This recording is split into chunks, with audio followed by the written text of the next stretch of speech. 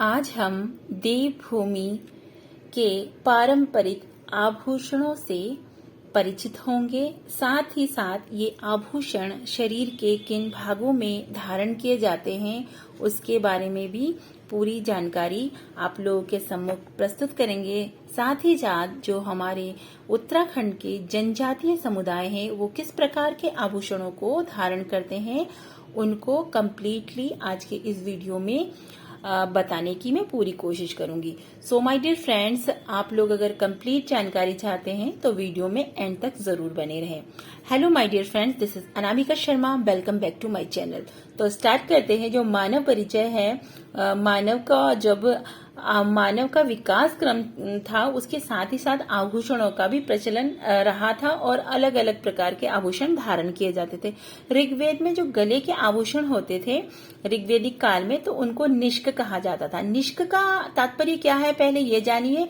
जो वक्ष स्थल होता है, वक्ष स्थल के रुक्म और भुजदंड में पहने जाने वाले जो आभूषण उन्हें जो है खादी भी कहा जाता था। इसका उल्लेख ऋग्वेद में स्पष्ट रूप से किया गया है। और रामायण काल में किरीट, बाहुबलय तथा ब्रह्मसूत्र जैसे रत्न जड़ित आभूषणों का भी प्रयोग होता था।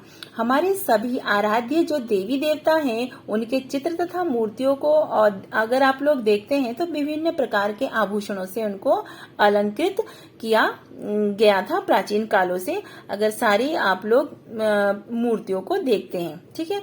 और वस्तुतः जो श्रृंगार एवं सुंदर दिखाई देने की भावना होती है वो सर्वलौकिक है। कोई भी ऐसा नहीं है जो सुंदर दिखना नहीं चाहता है। तो इसलिए आभूषणों का बहुत ही ज्यादा महत्व है मानव सभ्यता से। तो काव्य शास्त्र में जो अलंकार होता है कविता को रस में सराबोर कर देता है, तो कहा जाता है इसी को अलंकार। ठीक है। आभूषणों का एक अर्थ अलंकार भी निकल के आता है। और राज्य के जो गढ़वाल और कुमाऊं दोनों मंडलों में आभूषणों की परंपरागत बनावट एवं उनके नाम प्रायः समान है।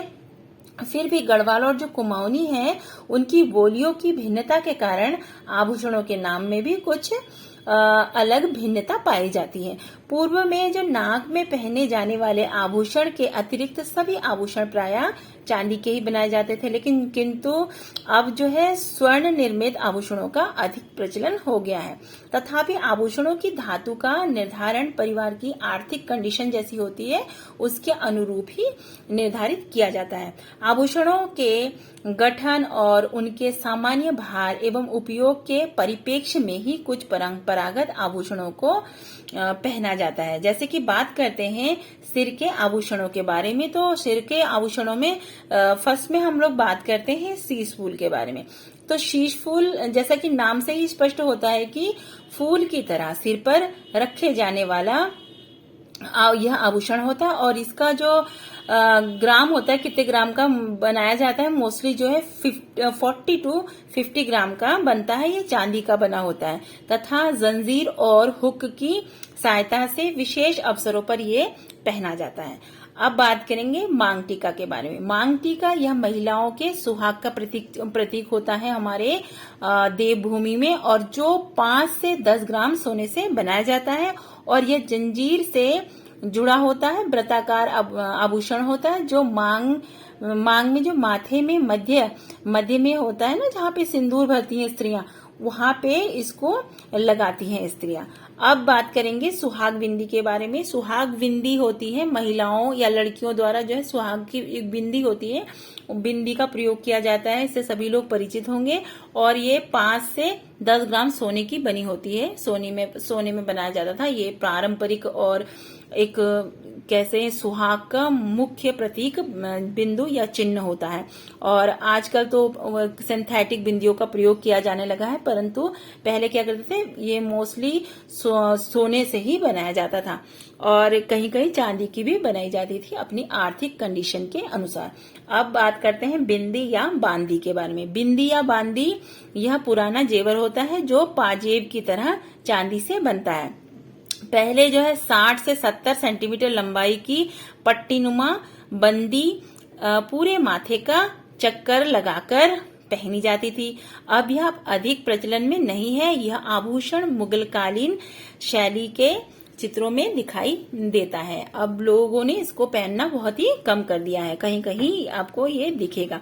तो जो प्राचीन जो हमारी जो है पुराने जो आमा वगैरह हैं उनके पास आपको ये आभूषण मिल सकते हैं। अब कानों के आभूषणों के बारे में बात करें तो मुरखली या मुरखी, मंदुड़ा, इसको जो है मुरखली अपनी जो है अपनी जो एक सोने की या फिर चांदी के 5 से 10 ग्राम भार तक ही होती है और पहले यह 12 आना शुद्ध सोने की बनती थी और इसे जो है कानों के किनारे छेद करके पहना जाता था। कानों के जो 2 साइड होते हैं ना, ऊंचे से उभार लिए हुए होते हैं, वहां पे ये पहने जाते थे। अब बाली की बात करेंगे। बाली को बल्ली भी कहते हैं प्रायः, और इसे जो है उल्टे गिलास के आकार की सोने की बनाई जाती थी, किंतु अब ये चांदी या पीतल की भी बनती है। ये कान के निम्नस्थ भाग में, एकदम निचले भाग में कान के छेद करके पहनी जाती है। फैशन के दौर में बाली और मूल स्वरूप में बहुत दूर चली गई है। अब ये एकदम बिल्कुल जैसे थी ट्रेडिशनल वैसी नहीं बना के, अब जैसे कि आजकल जो वेस्टर्न कल्चर आ गया है और अदर स्टेट्स के लोगों को देख के इसका रूप जो है थोड़ा सा परिवर्तित हो गया है। अब बात करते हैं कुंडल के बारे में। कुंडल जो है चांदी या सोने से बने इस आभूषण पर मीनाकारी होती थी। मीनाकारी मतलब एक प्रकार की जो है आर्ट होता है जो सुनारों द्वारा किया जाता है। इस पर किसी पुष्प या मोर आदि की आकृति बनी होती थी। अब बात करेंगे कर्णफूल के बारे में। जो कर्णफूल होता है उसे कनफूल भी कहा जाता है कहीं कहीं। ये चांदी के आकार का पूरे कान को ढकने वाला आभूषण होता है। जो कान का जैसा शेप होता है उसका ही होता है, और जो ऊपर की ओर पतला तथा नीचे की ओर से चौड़ा होता है, और यह 5 से 10 ग्राम तक के बनाए जाते हैं। अब बात करेंगे तुग्याल के बारे में। तुग्याल को तुगलिया भी कहा जाता है और कुमाऊं क्षेत्र में प्रचलित कानों का यह आभूषण चपटी और पतली के आकार का होता है। एक चपटा भी होता है ये और थोड़ा सा पतला भी होता है। और जो सोने या चांदी का बना होता है, दोनों में से किसी भी आपकी आर्थिक कंडीशन है उसके अकॉर्डिंग बनाया जाता था। और इस पर हरे, लाल, नीले नगीने अर्थात नग होते थे, रेड कलर का या फिर ग्रीन कलर का जड़े होते थे जिसके में चमक उत्पन्न हो, ऐसे पहने जाते थे ये मोस्टली कानों में। अब जो है गोरख के बारे में बात करते हैं। गोरख क्या होता है? ये होता है पुरुषों का एक प्रकार का गहना होता है जिसे सोना अथवा चांदी दोनों धातुओं से बनाया जाता था और इस पर सुंदर झुमके लगे होते थे। चांदी जो है ब्याह के अवसर में जो मैरिज होती थी लड़के की, दूल्हे को दिया जाता था और यह गहना 10 ग्राम का बना होता था। किंतु आधुनिकता के समय में ये लुप्त हो रहा है और इन गहनों के अतिरिक्त कानों के झुमके, झुप्पी और उतरैले, जल, कंछव और क्या है मछली भी पहनी जाती थी। अब जो है रूप जो है धीरे धीरे परिवर्तित हो रहा है। अब बात करेंगे हम नाक के कुछ आभूषणों के बारे में जो कि मोस्ट इम्पोर्टेंट है, नथ और नथुली। तो नथ और नथुली से सभी लोग परिचित होंगे। ये कुमाऊं तथा गढ़वाल दोनों क्षेत्रों में नथ और नथुली सुहाग का प्रतीक तथा मुख्य आभूषण होता है। इसकी बनावट होती है मैदानी भागों की नथ में भिन्न होती है। थोड़ा सा मैदानी भागों का जो नथ होता है वो थोड़ा छोटा होता है, लेकिन यहाँ के क्षेत्र का जो नथ होता है वो थोड़ा सा बड़ा होता है, ठीक है, साइज में। और ये 30 से 50 ग्राम भार का होता है। 10 सेंटीमीटर अर्धव्यास में, अर्धव्यास मतलब आधा गोलाई में होता है और छल्ले जैसी आकृति होती है, गोल जैसा छल्ला जैसे उंगली में पहन जाता है, इस प्रकार की इसकी आकृति होती है। लेकिन जो इसका जो अंदर का जो एरिया होता है वो लगभग कितना होता है 10 सेंटीमीटर का होता है और इसके निचले भाग में लाल और हरे रंग के 3 सितारे होते हैं। 3 सितारे अर्थात नग होते हैं, रेड कलर का मोस्टली और ग्रीन कलर का, ताकि वो कंट्रास्ट में हो और बहुत ज्यादा वो सुंदर और भव्य दिखता है। इसे एक चांदी की जंजीर से हुक द्वारा बालों में लटकाकर नाक पर पहने जाता है। और टिहरी गढ़वाल की जो नथ होती है उसकी विशिष्ट बनावट होती है और भार के कारण बहुत प्रसिद्ध है। कहीं कहीं इसे बेसर भी कहा जाता है। जो हमारे टिहरी गढ़वाल की जो नथ होती है इसका जो बनावट होता है तो थोड़ा सा वो भरावदार होता है और इसे कहीं कहीं बेसर भी कहा जाता है। और अब बात करेंगे बुलाक के बारे में। बुलाक क्या होता है? यह भी पर्वतीय क्षेत्र का ही एक विशिष्ट आभूषण है और बुलाक जो होता है 5 से 10 ग्राम तक सोने से बनाई जाती है। इसका ऊपरी भाग जैसा होता है, जैसे कि यू का आकार होता है ना, ये अंग्रेजी का जो यू अक्षर होता है उसके बराबर उसी के आकृति का होता है। और बुलाक का जो मध्य भाग होता है वो थोड़ा चौड़ा होता है, जो नीचे की ओर शंकुआकार आकृति ले लेता है। और नाक के मध्य भाग को छिदवाकर ही बुलाक जो है पहनी जाती है, वो सेंटर में पहना जाता है इसे, ठीक है, गोल यू आकार का होता है। अब बात करेंगे फुली, फूल या लौंग के बारे में। जो मैदानी भागों में इसको लौंग के रूप में जानते हैं, लेकिन जो है हमारे जो देवभूमि उत्तराखंड में है इसको जो है फुली या फूल ही कहा जाता है। इसे आजकल जो है कील भी कहा जाने लगा है कि कील की तरह होता है और 100 मिलीग्राम से 2 ग्राम तक का इसका वजन होता है। ये आभूषण जो है नाक में जो बाई साइड लेफ्ट साइड में पहना जाता है और नाम के अनुसार ही फूल की आकृति का मीना जड़ा होता है। मीना का अर्थ मतलब लौंग लगा होता है। लौंग के ऊपर जो है छोटा सा एक स्टोन टाइप का लगा होता है, जिससे कि उसकी सुंदरता और भी ज्यादा उभर कर बाहर आती है। ये सुहाग का सूचक माना जाता है। अब गले के आभूषणों के बारे में बात करेंगे तो सबसे पहले हम बात करेंगे गुलबंद के बारे में। तो गुलबंद क्या होता है? गुलबंद को कहीं कहीं गुलोबंद भी कहा जाता है। यह भी सुहाग का आभूषण होता है जो 10 से 30 ग्राम सोने का बना होता है। इसमें 10 से 12 तक चकोर कलात्मक स्वर्ण पत्र और मखमल या सनील के 3 सेंटीमीटर चौड़े पट्टे पर जो है लगा जाता है। जैसे कि एक छोटा सा पट्टा ले लिया जाता है मोस्टली रेड कलर का और उसके ऊपर जो है स्क्वायर शेप्स के बहुत डिजाइन बनाए जाते हैं सोने से और उस पे लगा दिया जाता है और इसे गले की गुलाई को छूते हुए पहना जाता है। कुमाऊं क्षेत्र में इसे गुलूबंद और कहते हैं और राम नवमी भी कहा जाता है कहीं कहीं पर। और गुलूबंद का स्थान जो है वर्तमान में लॉकेट ने ले लिया है। कई लोग जो है आजकल इसको प्रकार को गुलूबंद को ना पहन के लॉकेट्स जैसे कि मैदानी क्षेत्रों में पहने जाते हैं उसे भी पहनना पसंद कर रहे हैं। तो लॉकेट के बारे में बात करते हैं, ये बहुत प्रचलित आभूषण बन चुका है वर्तमान में, जिसे कि हार भी कहा जाता है। गुलूबंद की जगह पे इसका भी प्राय प्रयोग होने लगा है। ये सोने से बनाया जाता है और जिसका जो मानक ग्राम होता है 100 ग्राम से 300 ग्राम तक होता है। और जो प्रौढ़ महिलाएं होती है, जो अधिक उम्र की महिलाएं होती हैं, चांदी का पेंडल युक्त 7 या 8 लड़ियों का हार पहनती हैं।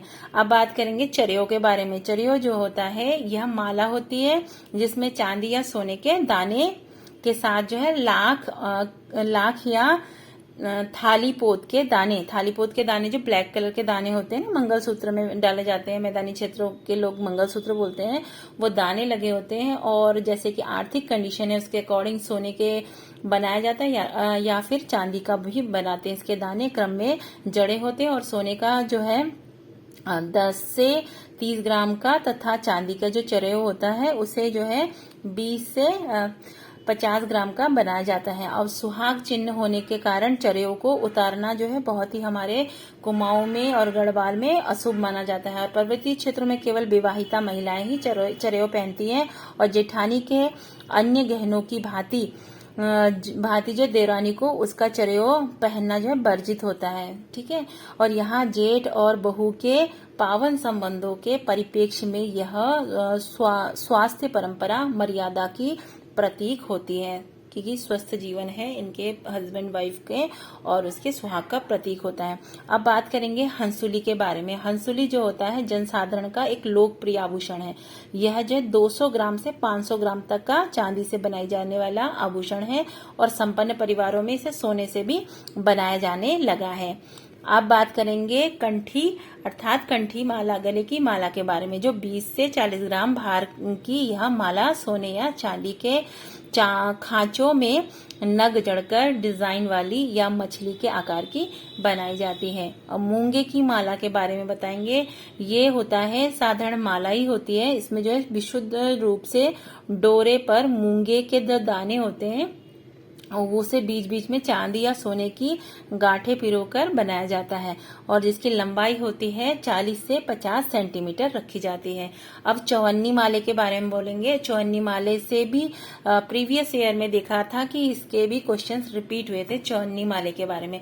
इसे जो है हमेल भी कहा जाता है और चांदी की पुरानी 22 चौवन्नियों या चांदी के रुपयों के डोरे में इस प्रकार पिरोया जाता है कि दोनों ओर 11-11 सिक्के का सामंजस्य बन जाए। जैसे कि एक साइड में 11 और एक साइड में 11, तो 11-11 हो गए, आप लगा लीजिए कितने हो गए, 22 हो गए। गले के इन आभूषणों के अतिरिक्त चंद्रौली और चंपाकली, चेन, पेंडिल तथा विभिन्न प्रकार के ताबीज भी यहाँ पे प्रचलित है। अब बात करेंगे जो हाथ के आभूषण हैं उनके बारे में बात करेंगे। तो सबसे पहले हम जानते हैं धगुले के बारे में। तो धगुले क्या होता है? ये धागुली, ये भी कहते हैं इसे धागुली या धामुल भी कहा जाता है। मैदानी क्षेत्रों में यह आभूषण खंडवे के नाम से भी प्रचलित है। धगुले जो होते हैं सोने या चांदी में रागा मिलाकर बनाया जाता है।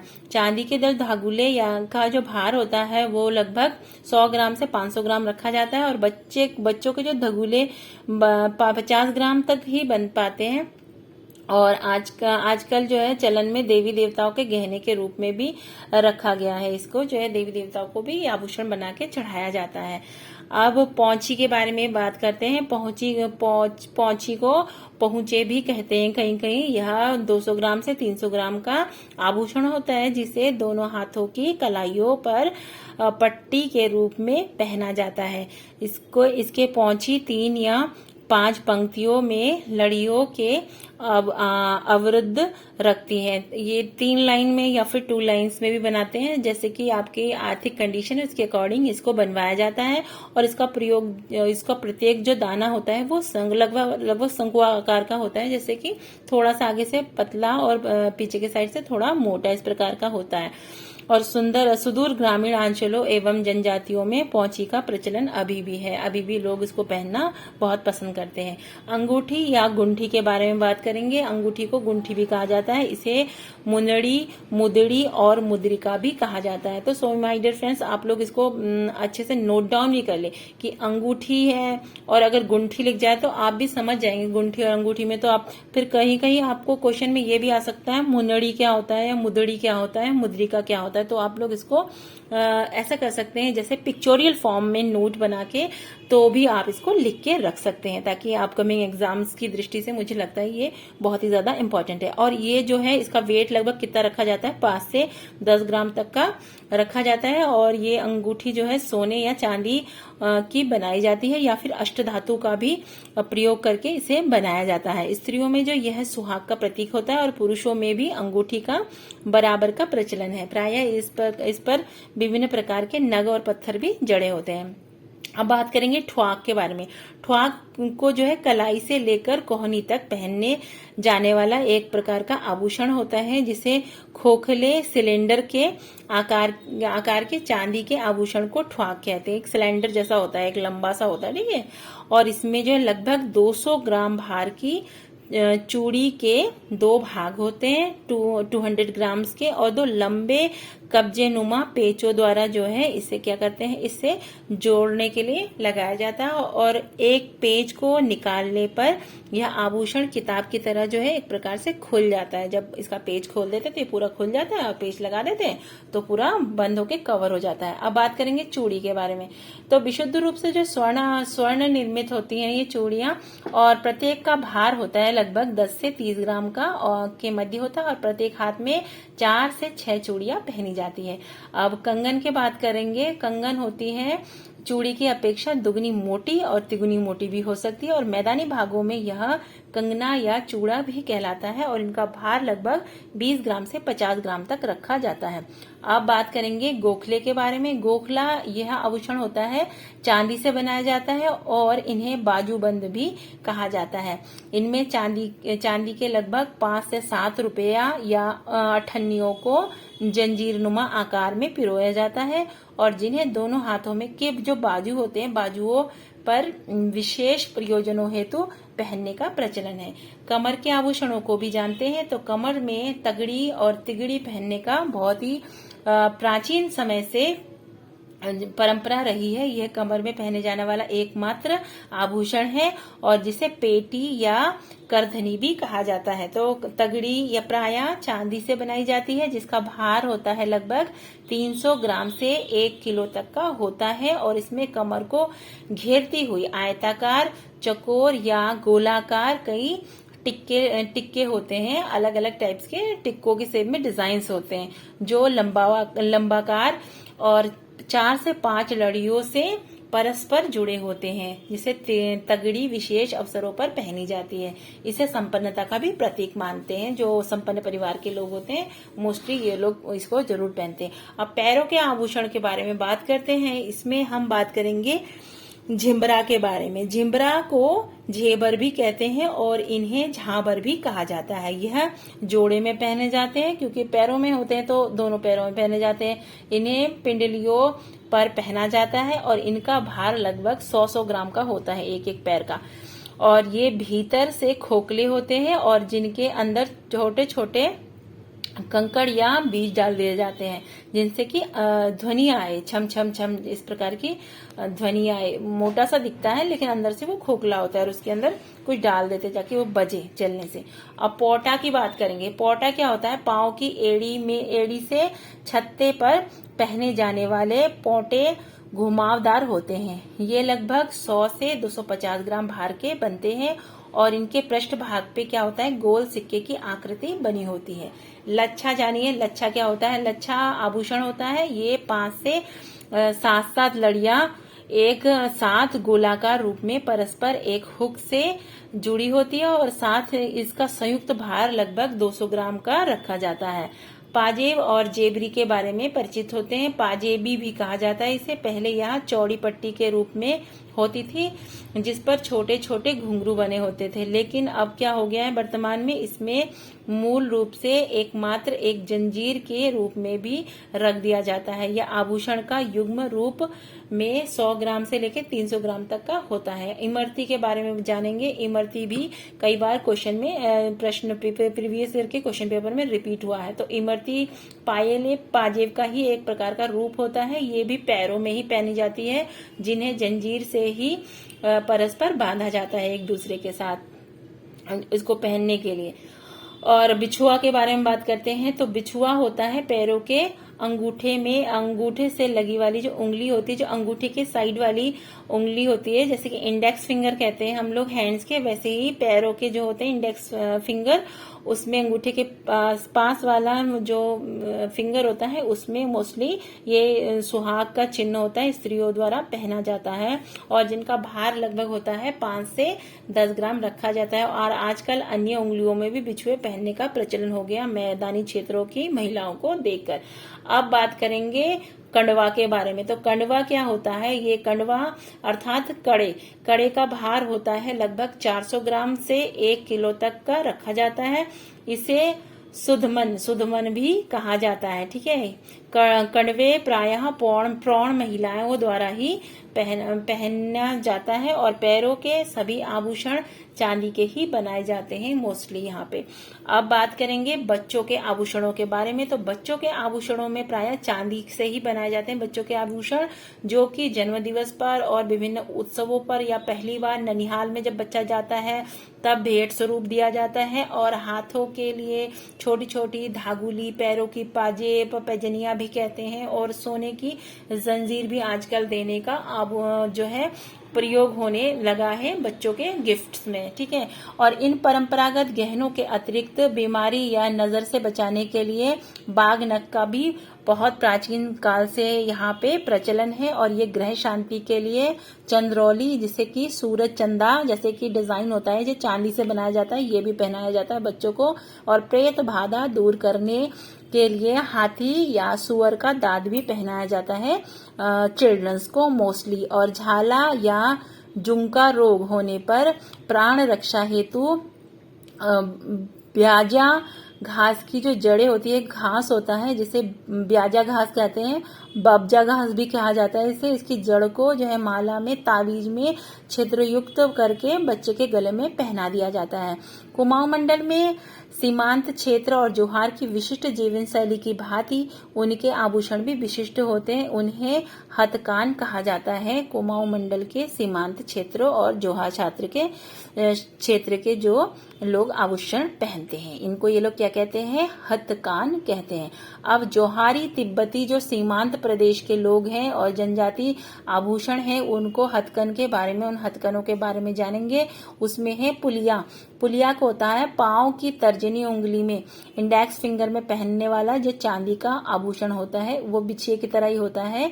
इसको क्या बोलते हैं ये लोग? पुलिया। अब पैजाम के बारे में जानिए। पैजाम क्या होता है? पैजाम पांव पर पहनने का चांदी की पट्टी से बना हुआ आभूषण होता है। अब जानिए झड़तार। झड़तार अर्थात झाड़ अमृत तार। अमृत तार से भी प्रीवियस ईयर के क्वेश्चन पेपर आप उठाइए, उसमें आपको ये क्वेश्चन मिलेगा, ये भी रिपीट हुआ है। तो मैंने कोशिश की है कि जो इम्पोर्टेंट फैक्ट्स हैं वो कोई भी ना छूटे आभूषणों से रिलेटेड। तो चांदी का जो तार से बना हुआ पांव पर पहने जाने वाला आभूषण है कौन? अमृत तार, अमृत तार या फिर झड़ तार भी इसे कह दिया जाता है। अब जानिए गिनाल के बारे में। तो गिनाल क्या होता है? भीतर से जो खोखला होता है और चांदी का गोल आभूषण होता है, इसे प्रायः लड़कियां ही पहनती है, जिसे कि क्या कहते हैं? गिनाल कहा जाता है। अब जानिए अतरदान के बारे में। अतरदान क्या होता है? कमर पर लटकाए जाने वाला चांदी का एक ऐसा आभूषण होता है जिनके अंतिम सिरे पर इत्र की एक छोटी सी डिबिया रखी जाती थी।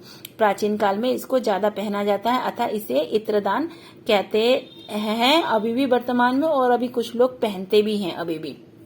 अब ये जानेंगे स्यू या सुड़ी के बारे में। स्यू या सांडल भी कहते हैं इसको, और सुड़ी भी कहा जाता है। अतरदान के साथ ही कमर पर लटकाए जाने वाली चांदी की जंजीर होती है, जिसके सिरे पर चांदी की एक छोटी सी चिमटी, कान साफ करने के लिए कनकुड़ी या आभूषण साफ करने वाला जो है आभूषण साफ करने का एक छोटा सा एक सुई नुमा एक आकार का एक ब्रश टाइप का होता है, जिसको लटका के रखते हैं।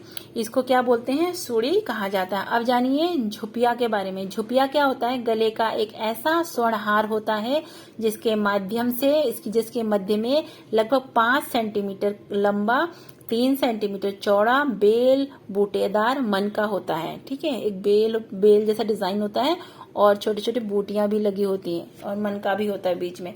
और मनके के जो दाने होते हैं, दानों और सोने तथा मूंगे के कई दाने गूंथकर हार के रूप में इसको पहना जाता है, जिसको क्या कहा जाता है? झुपिया कहा जाता है। अब जानिए पौला के बारे में। तो पौला होता है मूंगे की लगभग 4 से 5 लड़ियों की एक माला होती है, जिसे क्या कहा जाता है? पौला कहा जाता है। और एक लड़ी में कम से कम 150 दाने गूंधे होते हैं। अब जानिए त्यालड़ अर्थात सतल। त्यालड़ को सतल भी कहा जाता है। ये 3 लड़ियों वाला स्वर्ण का या मूंगे का हार होता है, इसलिए आप इसके नाम से भी परिचित हो सकते हैं, जैसे कि क्या इसका अर्थ है? त्यालड़। तो त्यालड़ अर्थात 3 लड़ियों वाला ये हार है। अब जानिए चनर हार के बारे में। तो चनर हार अर्थात चंद्राकार का है और चांदी का ही बना हार होता है, जिसे क्या कहते हैं? चनर हार कहा जाता है।